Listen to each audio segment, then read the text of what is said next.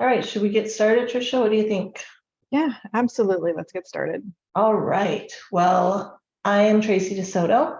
I'm the program chair for the She Leads program through the Arizona Foundation for Women, and I partner with Trisha. So I'll let you introduce yourself, Trisha. I am the program director of Arizona Foundation for Women, and She Leads is one of my programs in which I partner with Tracy on, and then the other program is She Talks. Thank you. So we will be using the chat tonight and not the Q&A. Trisha will be manning the chat, and I will go ahead and get started. If anyone wants to speak, just raise your hand. Trisha will unmute you, or I think you have the ability to unmute yourself, and we can make this interactive as well. I will be doing a lot of talking, but I'm happy to open it up for conversation because that's the fun part. All right, so from chaos to control, the art of time management. Time management is not just getting organized and taking action, and it's not just a mindset. It really is a combination of both things. It does take some discipline. And if you're like, I used to be, and sometimes still am, if I'm being honest, you're a really good starter, but not the greatest finisher because things get in the way, you're putting out fires, and a lot of things can take you off track. So when we hear the word discipline, many of us believe you either have it or you don't. And I have taught many people who commit to that story about themselves. Oh, I don't like structure. I'm just not an organized person. I'm spontaneous, or I'm just so scattered. And that may be true, but minimizing the chaos and taking control of your time can be learned. That's part of the growth mindset, right? That when you believe you can learn something new and master something. So I'm here to tell you that if you take this framework that I'm going to provide today, you will be successful. It's flexible. You can make it your own. It's simple, but not easy, because creating new habits are never easy. But this is just one idea. There are many ideas for time management, and my goal is that when you leave this training, you'll gain some self-awareness about what works for you, and you'll choose to be intentional about the way you invest in your time, rather than running through your days reacting to everything. So focus and discipline. I don't have a ton of it, but I get a ton of stuff done, and I'm often asked how, and so that is why I put this together to share with you some of my tricks. All right, so question of the day: do you own your day, or does your day own you? If you want to truly be good at time management, you have to be willing to take the steps and maximize the time. I love this quote by Stephen Covey: most of us spend too much time on what is urgent and not enough time on what is important. By a show of emote or hands or reactions or in the chat, how many of you can identify with that quote? Yep. I think it's, yes, thank you. Thanks for the comments. So one thing to start with is, do the things on your to-do list align with your purpose? And I'm not talking about your big life purpose, but your purpose for whatever it is that you have prioritized for that day. So sometimes when we have job duties assigned to us that have to get done, or things that we may not have control over, and it's important to check in with yourself to see if you're truly bought into what's being asked of you. And only until you understand the why and really buy in, that's part of maximizing your time, because you're going to look at it differently and make it important and prioritize it, is what I wanted to say. So are you truly showing up for the people and the tasks that need you? Or are you getting distracted by all the little fires that come up? For example, if you're a people leader and you're responsible for meeting with your employees, one-on-one for an hour each month, do you sometimes find yourself constantly rescheduling or canceling because other things come up? It's really important to take a look at your mindset about this, because if you're constantly canceling on things that you set up and prioritized, not only yourself, but other people, you'll lose credibility. And so the things that are taking its place, the things you're moving around your schedule for, is it really a priority or is it avoidance? and how does it show up for you? So how many of you have not done something on your calendar or just moved past it because you were avoiding something, or there's a check on your to-do list that has been there for 3 days, but you just keep skipping over it because you're avoiding it? Anyone relate to that? I can definitely relate. Yeah, it's really easy to get sucked into that. And it's kind of like dieting when you say, oh, I'm going to start next Monday, and you're constantly, then Monday comes and you don't start because you didn't prep, you didn't buy the right groceries. So Monday comes and you lose faith in yourself. And when you don't honor your own priorities, pretty soon you don't even trust yourself to make a decision that you know you're going to stick to. So Andrea, you notice that you won't even make a list of things to do just so you don't feel bad. Yes, yes, this is going to be for you, Andrea. So time management is not easy, but it is crucial if you want to be effective at anything. And you have to be fully tuned into your values and your purpose before you start putting things on your calendar. So you're going to get some ideas in this presentation that will help you, but it's also important to know that if there are only pieces of this strategy that you like, then use them. And if there's pieces that you don't like, that's okay. But the important thing to know is that if you're willing to master your time management, it can be done. All right, so these are whenever I do this presentation for all of my new hire managers, and these are the kind of reactions I get. And sometimes I do refreshers for existing managers, and these are all the responses I get. So these are the objections. I already know how to manage my time. This is elementary. Or I've heard it all before. There's nothing that can help me get organized. I'm just unorganized. Or I'm comfortable with the way that I do things, and this won't stick. Adhering to a tight schedule just doesn't work for me. And the last thing I have time for is something new. Are any of you thinking those things right now? Because I bet somebody is. And Julie's got her hand raised. Oh, yes, Julie, I'd love to hear from you. Yeah, so you can go ahead and unmute. Or sorry, Andrea. Was it Julie? No, it was Julie, sorry.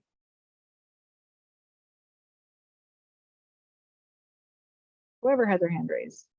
The hand raise came down. Are they able to unmute themselves? They should be able to unmute themselves She now. didn't really have anything. She was just kidding us. Oh, she accidentally hit the button. Hey, that happens all the time. No worries. So these are objections I wanted to call out because I hear it every single time. And usually these people who say this afterwards have a little bit different take on it. So I hope you do too. All right, so first of all, let's do it in the chat. How many of you are people leaders? Please put a yes or no in the chat.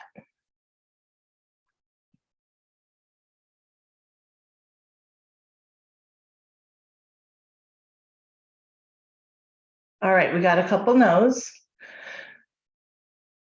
Perfect. Well, you're well on your way, ladies. I know that that's part of your desire in being here is to learn how to get to that point. So thank you for being here. What would you say is the biggest complaint of people leaders? So think about your own manager, your own supervisor, your own boss. What would you say their biggest complaint is in general? Feel free to put that in the chat. Yeah, anyone want to take a stab at it? You can just shout it out too. I think Andrea nailed it. Not enough time, Andrea. I don't have time to get everything done. So I'm going to show you an effective technique to truly organize your time. It's one of those things that you can talk about and it sounds really easy and the concept is like, oh yeah, I can do that. But until you actually try it, and you won't get it until you put it into action. So this is for you if you have bits of paper all over your desk with notes on them. Maybe you have notebooks and journals with tons of reminders and ideas. Maybe you use your phone. If you're like me, you might have, as I did in the past, a OneNote with so many tabs and so many, this great organization that you can't find anything. Maybe you have Outlook folders with emails of things you're supposed to follow up on, or all the things in your head.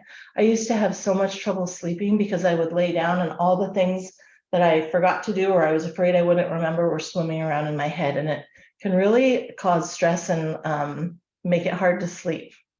You hear people say it's hard to shut my brain off. And that's true for so many people who don't have a good organizational system. So maybe you have a bunch of to-do lists that don't quite get done, or maybe you don't make to-do lists because you know they won't get done. Or maybe it's a combination of all of them for you. So what I'm going to show you is a very simple yet effective technique. And I had to really hone in on getting organized when we were thrown into the virtual environment. So I went from being in the office every day to being forced to live by my calendar, because in the office I could spontaneously speak with somebody, or I could call an impromptu meeting. But what I found is that everything was on Zoom and everything had to be scheduled, or nobody showed up. You couldn't just reach out randomly. So Zoom fatigue is real.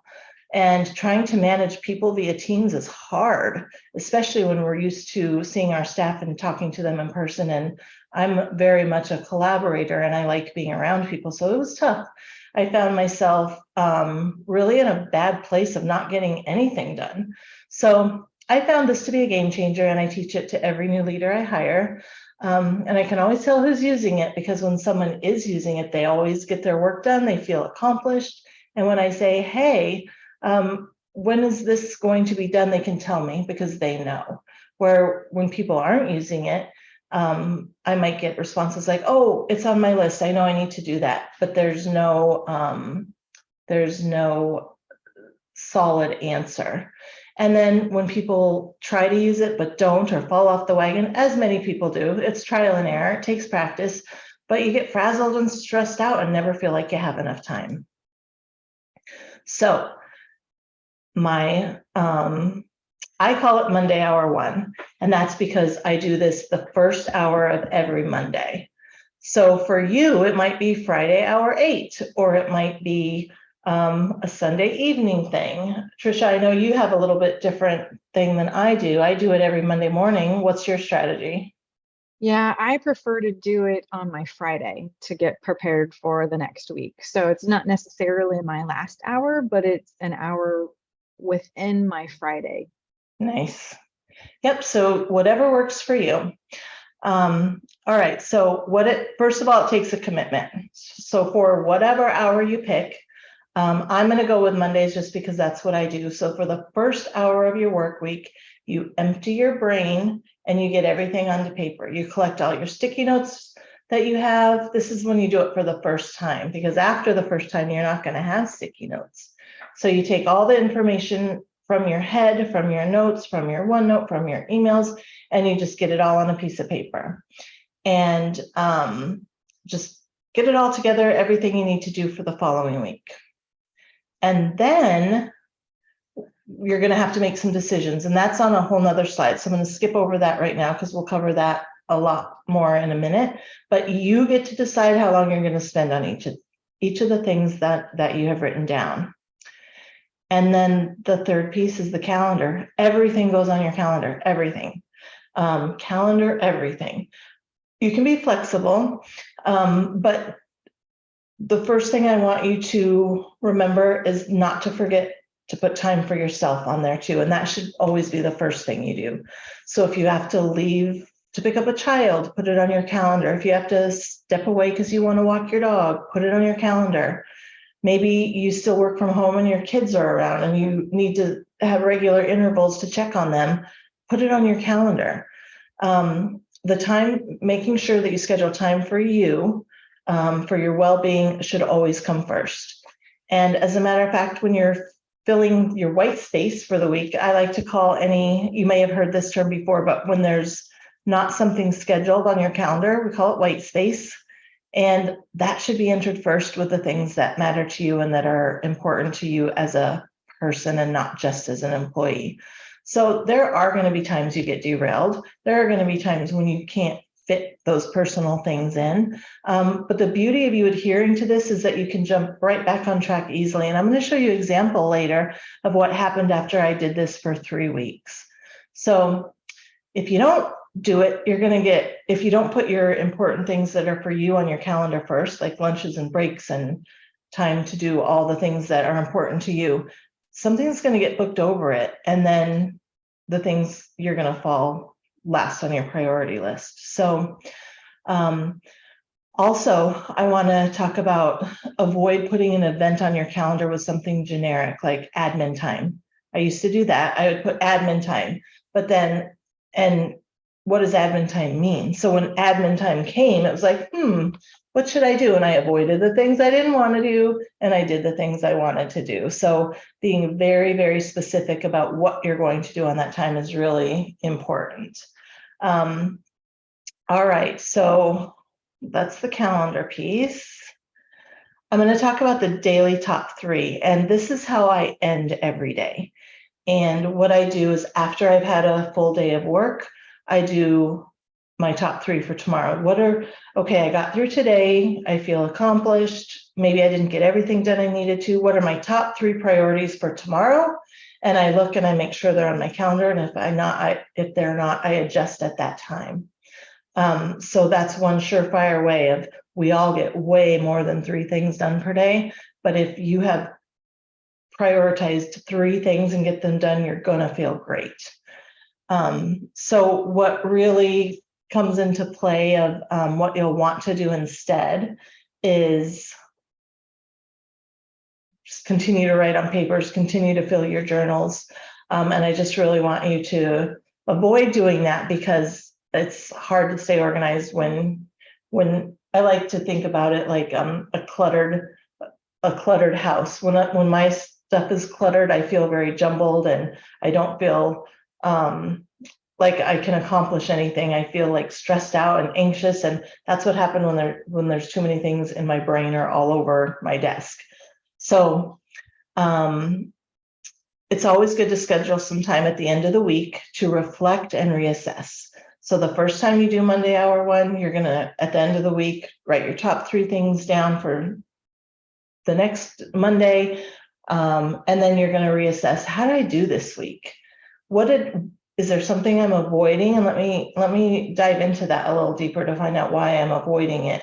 Or is there something that keeps coming up that I'm not accounting for that I need to put on my calendar? So just reflection and reassessing is going to help you be even more successful with this. All right, but I don't know how long it's going to take. So you don't have to have done something before to know how long it's going to take. So this is kind of one of the things that's the hardest piece of this, is that you decide how much time you're going to spend on something. It's going to be trial and error, but it's crucial that you honor your schedule and hold yourself accountable. So an example is when I started my business, I decided early on, I'm going to put an hour on my calendar to create social media posts for the whole week. I'm going to batch them and I'm going to put them out there and schedule them. Well, I'd never created bulk content for a whole week, and there's no way I could have sorry, I got a hair in my mouth.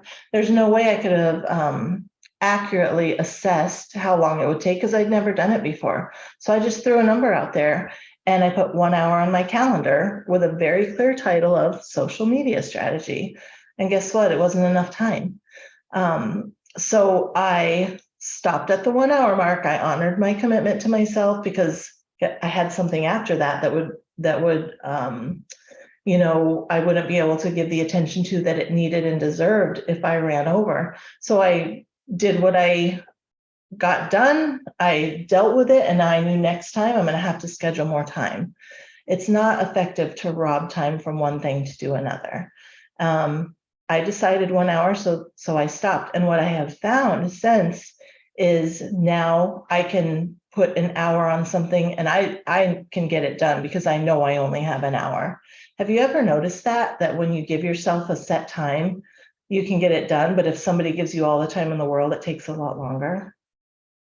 Yes, I am definitely one of those. And I agree with you in the sense that I put off filing. Like, I hate filing. So papers will start to like gather all over my desk and I just keep putting it off. But as soon as I put time on my calendar, like even just like 15 minutes of filing, and I'm like, okay, I can do 15 minutes of filing because it feels overwhelming. And then I do the 15 minutes of filing, and I'm like, oh, I'm in the flow. So I'm just going to keep doing this until I'm ready to do whatever's on my calendar next, or, just I'm very flexible. So I look at my calendar, what's on my calendar. If I've got time and I feel like I want to continue it, great. But if, at 15 minutes, I'm like, okay, that's enough. I'm done. To your point, I honor my time on that. Yeah, and it's funny you say filing with papers. I find my desktop all of a sudden has a million attachments on my desktop, and that makes me crazy. So I have to schedule time to file them away digitally. So I totally get that. All right, so how do you get started? Well, by saying, I don't know how long it's going to take, or I don't even know how to get started, that's an indicator that you may be getting in your own way of making sure you get something done in a certain amount of time.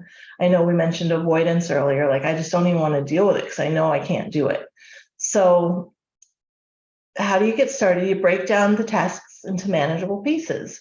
What are the steps needed to get the job done? So you get to decide how much you want to spend on each step.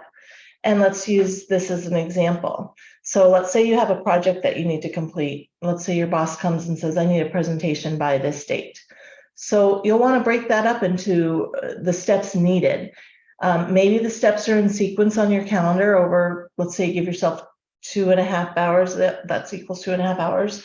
1 hour is labeled research, and then you schedule 30 minutes for a brainstorming session, 30 minutes to get your speaking notes, and then maybe an hour to get the deck done. That didn't equal 2.5 hours, but math is hard. Or maybe instead of putting them sequentially on your calendar, maybe you spread it out over the days until the deadline comes up. So you have a 2.5 hours scheduled and it isn't enough. Well, what happens when that happens? That's when you adjust for the following week. Or maybe it was you have scheduled too much time and now you have a little bit of spare time. So I want to really, really encourage you not to pad your calendar with buffers. Like if you think something's going to take 2 hours, don't give yourself 2.5, because it will take that long, and you can be much more efficient if you honor your time with something realistic, but not too lofty, but not where you're giving yourself buffers, as I like to call it. So that it'll just become a crutch, and you'll go into a task knowing you have extra time and you won't have a sense of urgency or focus, and it'll derail you every single time. Now, if you don't hold yourself accountable to how long you decided it was going to take, then subconsciously you lose trust in the process, and Monday hour 1 or Friday hour 8 won't work for you.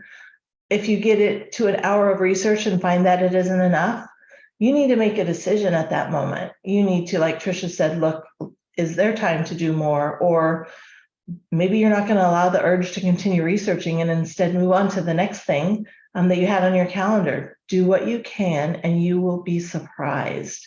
Whatever the consequences are of moving on, accept it and own it and just adjust the following week. If you have a deadline and your boss said something had to be done today and you didn't give yourself enough time, you may have to work a little more. You may have to work at the end of the day to get it all done, but you're going to learn from that and you're going to get really good at scheduling your time. But don't compromise your calendar, because remember, you put everything on your calendar because it was important. So after some practicing and trial and error, you're going to get really good at knowing how much time to give yourself. And I can't emphasize this enough, because a lot of us believe that we need more time in our lives to get things done. But there are super successful people who get a lot more accomplished than us, and they have the same amount of time in the day. And I can't stress enough that you can find a lot of supporters for your story if by not having enough time. I'm sure you've heard people say it. I'm sure you've said it. If you start talking about the lack of time and how busy you are, you're going to get all the reinforcement from people around you. They're going to agree with you, and voila, you've created a narrative for yourself that isn't serving you. But if you tell yourself, if I had more time, I could do more creating. If I had more time, I could research industry trends. Or if I had more time, I could do higher quality work. You do have the time, because you get to decide how to spend it. And yes, you're going to get derailed, probably often. And yes, there will be fire drills. And yes, there are days when you're going to get inundated with questions or things you didn't see coming. But the fact is, you can be in control if you decide to be. The difference between how long something will take which is very externally driven, versus how long do I give myself is a crucial distinction. Because within that question is a decision, and I'm going to give myself this much time and it's going to get done. So this is one area that can get a lot of objections. So I'd love to hear some thoughts on this piece of it.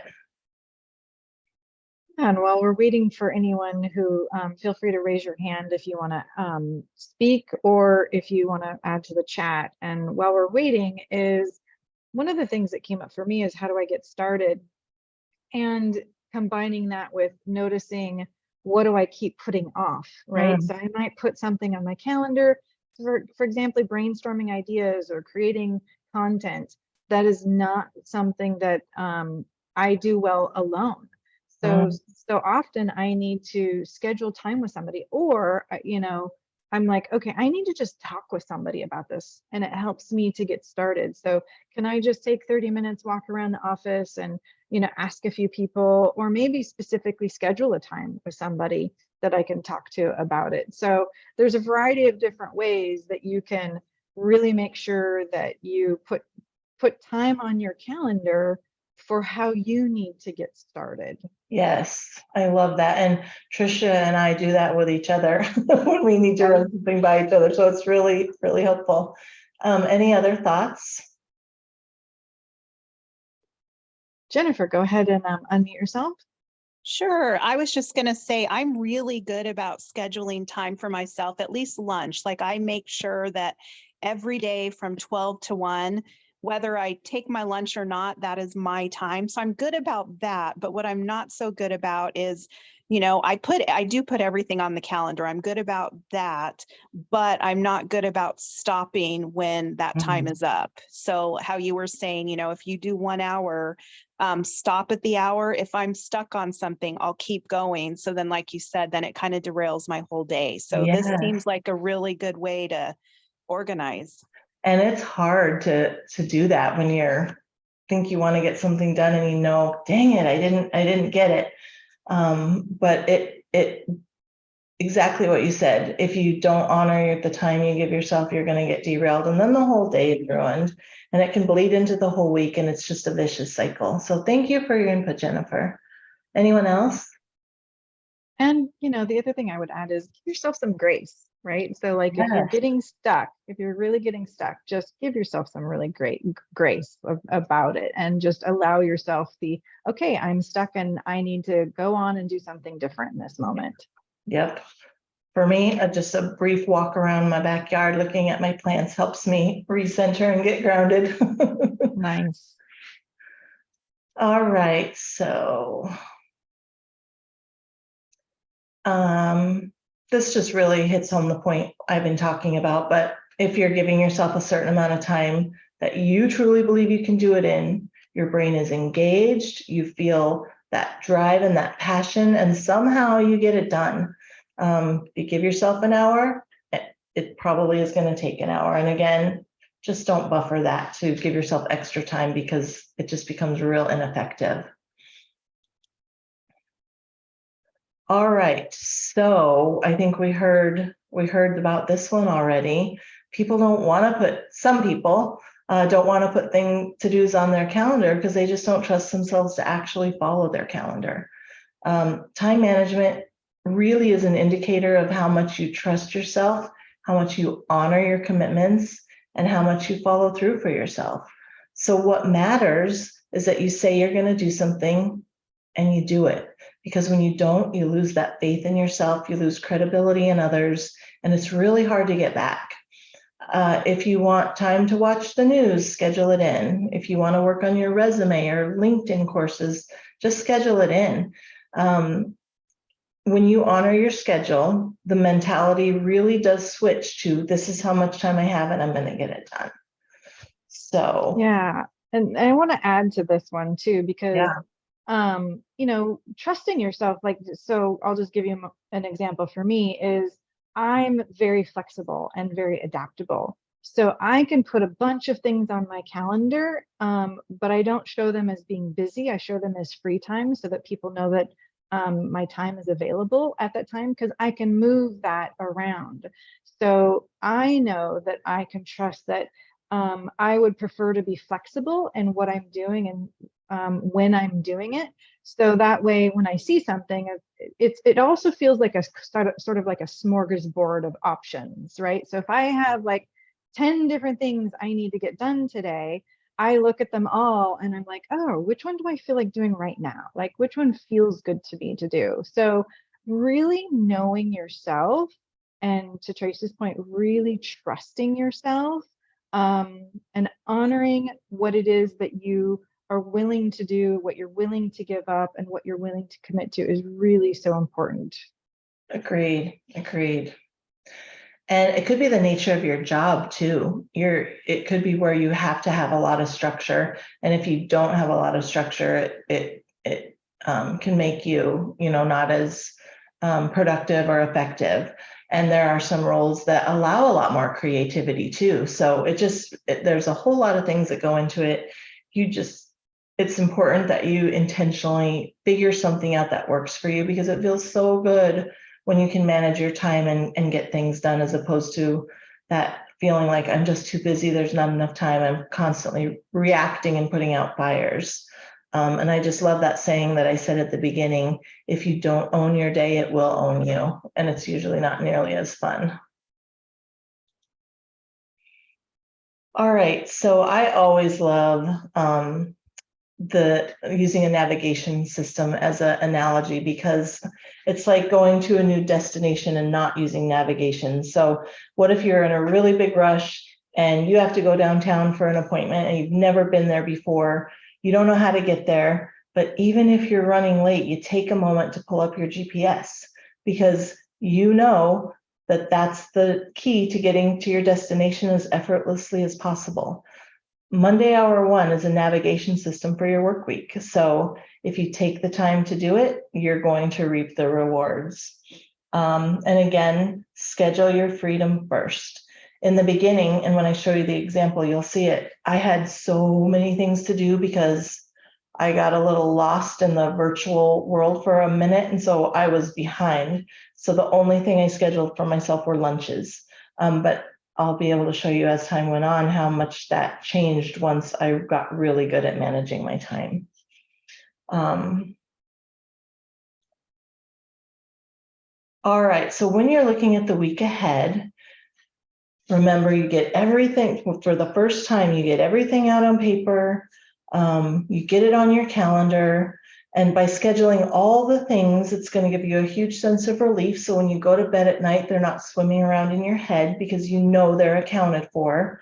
But most of us don't do that. And most of us struggle with this. So what happens when you have time slotted on Wednesday to, I'll say, like Trisha, when you're filing it, or when you want to file, you spend 15 minutes filing something, and Wednesday comes and it's that time, do it anyway, even if you don't feel like it. It feels so good to honor yourself, to spend the amount of time you said you would, and to get it done. And once you start building that habit, your brain starts thinking about time differently, and it just works.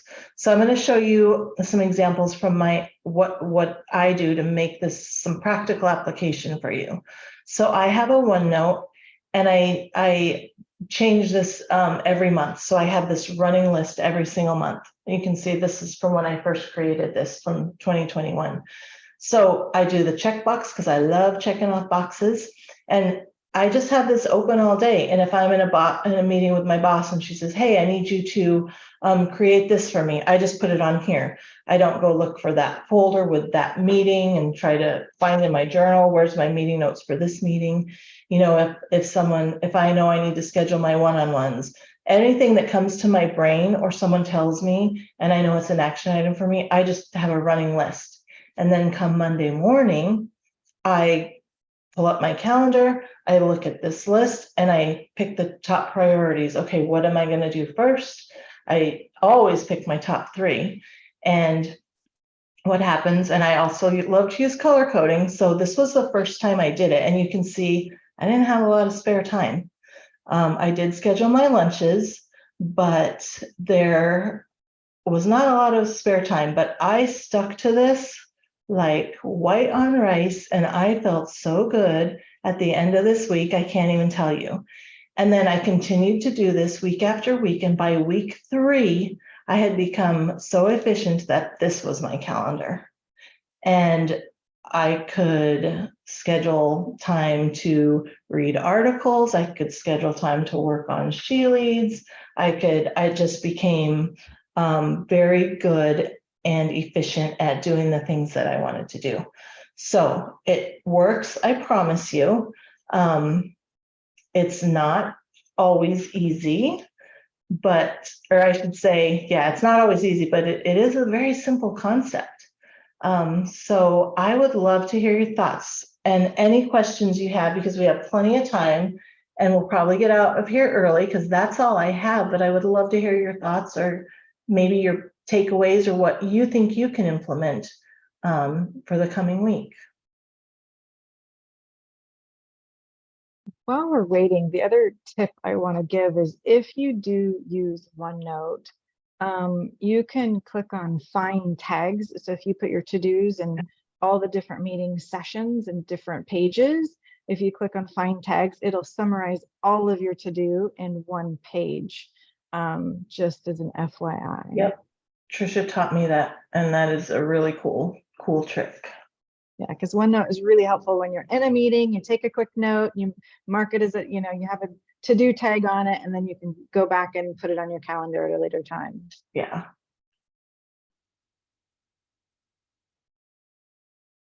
So Julie says, I love the calendar and planning the day, week and month. It has helped me so much. Awesome. Yeah. Go, there's another one. Andrea Yeah, says, yeah, I love the idea to keep a running to-do list over having tasks spread over multiple pieces of paper, my phone, my instant messenger. Yeah, consolidating them is a great thing. because you miss things. I was missing things left and right. You think you got it all, but it's like, oh yeah, that notebook in my drawer on the bottom, I had a really important thing in there, and you just forget. So it's a very easy way to keep your to-dos at the top of your mind. What are some takeaways? I'd love to hear from a few of you. What's one thing you might take away? Well, I guess that was one, Andrea, so thank you. Anyone else? Yes, Jennifer. I was going to say, I love the running tab as well, because I'm that one that has a million different tabs in OneNote. And yeah, I can't find anything. I'm like, where did I file this? What did I file it under? So I like that for sure. Awesome. Awesome. Yeah, and you can customize your to-dos. You can create, so, if I need to reach out to my colleagues, like a lot of times I need to talk to Tracy about something and I'm in another meeting, you can create a to-do for Tracy. You can customize your to-do tabs, the boxes themselves. So utilize the features and functionality if you're using OneNote. It'll make your life a lot easier. So when you consolidate it and you stick all of that on your calendar, super helpful. That's cool. I didn't know you could categorize them, so I'm going to be looking into that. So thank you. Yeah. All right. Well, I'm sure nobody will be upset to leave a little bit early. Thank you so much for coming. I hope you share the link for the replay with anyone you think might find it valuable. And I just appreciate your time tonight. I know you all are busy. So thank you. Have a great evening. Thank you. Have a wonderful evening. Bye, everybody. Bye.